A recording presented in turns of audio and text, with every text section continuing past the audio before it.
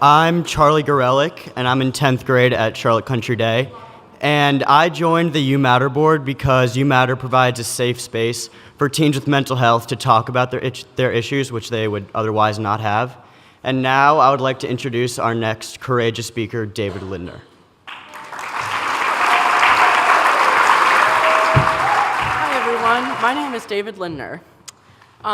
So I guess throughout my time in the past few years, right now I'm a junior at the Fletcher School.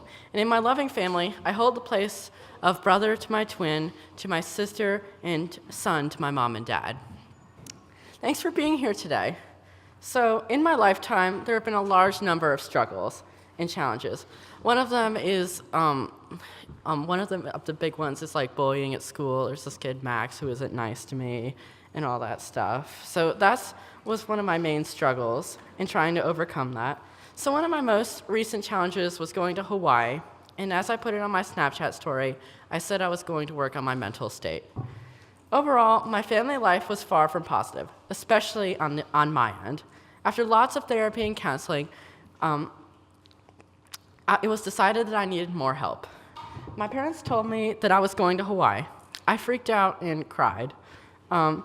But I knew my parents were not going to change their mind, so I accepted it to the best of my ability. I spent the night with my friend Bryn and cried at Wendy's for more than an hour, just sitting at the table with our Frosties crying. Good memories. So the next day, we flew to Hawaii, and all this just moved really fast. So the day after that, I was picked up by Pacific Quest, which is the place where I was for 3 months. Saying goodbye to my parents was without doubt the hardest part, and going from the Four Seasons Hotel to the middle of the wilderness was really hard. I gotta love the Four Seasons just as much as I love you.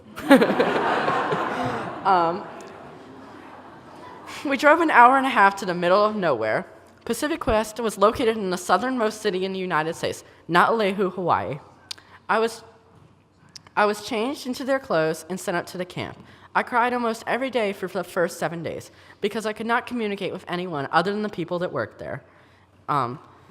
It wasn't until about 40 days or so from then that I was not allowed to talk to my mom and dad other than message through writing. But while I was there, I grew in several fields. Many were things that I had already taken interest in. Those two major things, though, were gardening and cooking. I learned how to cook with very few ingredients and actually make healthy food taste edible. And sometimes good.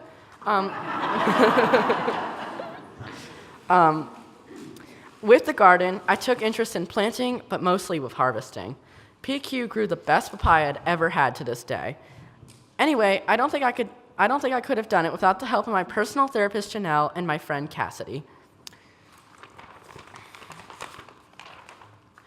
Is a page missing? Janelle was an inspiration to me and gave me this in the sense that she gave me.